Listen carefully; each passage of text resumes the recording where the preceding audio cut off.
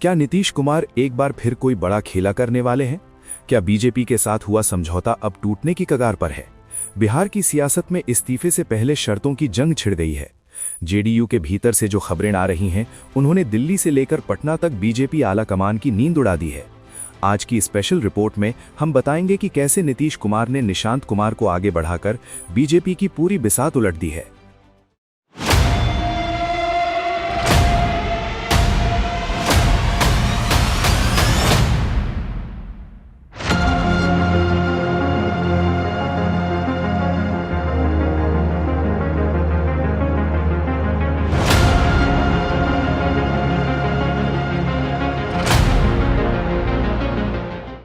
8 मार्च को जब निशांत कुमार ने औपचारिक रूप से राजनीति में कदम रखा तो इसे सिर्फ एक उत्तराधिकारी की एंट्री माना गया था।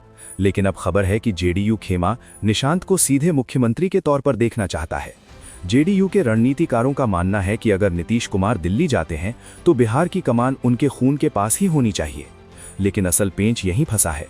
बीजेपी की लीडरशिप निशांत कुमार के नाम पर बिल्कुल भी खुश नहीं दिख रही। बीजेपी का तर्क है कि उन्होंने नीतीश कुमार का साथ परिवारवाद के खिलाफ लड़ने के लिए दिया था। ऐसे में निशांत को सीएम बनाना उनके अपने एजेंडे पर चोट होगी। बीजेपी चाहती है कि मुख्यमंत्री उनका हो, लेकिन जेडीयू अब निशांत या गृह मंत्रालय की जिद पर अड़ गई है। सियासत के जानकार पूछ रहे हैं, क्या नीतीश बीजेपी के साथ फिर कोई खेला करने वाले हैं? 10 अप्रैल को राज्यसभा की शपथ लेने के बाद नीतीश कुमार का आत्मविश्वास बढ़ा हुआ है। सूत्र बता रहे हैं कि नीतीश कुमार अब आसानी से गृह मंत्रालय या मुख्यमंत्री की कुर्सी बीजेपी को नहीं सौंपने वाले। नाराजगी की एक बड़ी वजह हरिवंश नारायण सिंह भी हैं। बीजेपी ने जिस तरह से उन्हें राज्यसभा में प्रमोट किया, उसे जेडीयू ने अपने आंतरिक मामलों में हस्तक्षेप माना है।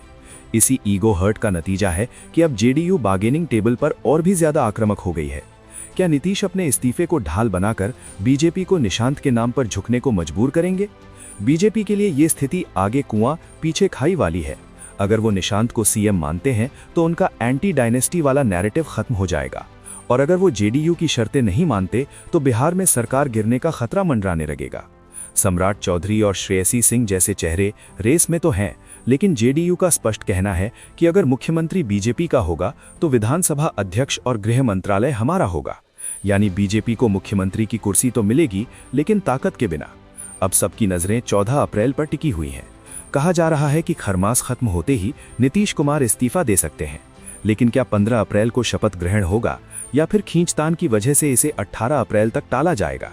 प्रधानमंत्री मोदी की उपलब्धता और दिल्ली की रजामंदी के बिना बिहार का ये संकट सुलझता नहीं दिख रहा। दोस्तों, बिहार में अब ये लड़ाई विकास की नहीं बल्कि वजूद की बन गई है। एक तरफ नीतीश कुमार की विरासत बचाने की जिद है तो दूसरी तरफ बीजेपी का बिहार पर अपना परचम लहराने का सपना। क्या निशांत कुमार बिहार के अगले युवा मुख्यमंत्री बनेंगे या फिर बीजेपी अपनी शर्तों पर किसी चेहरे को थोपने में कामयाब होगी? आपको क्या लगता है? क्या नीतीश कुमार को अपने बेटे निशांत को आगे बढ़ाना चाहिए या बीजेपी को अब बिहार की कमान अपने हाथ में ले लेनी चाहिए? अपनी राय कमेंट बॉक्स में जरूर दें।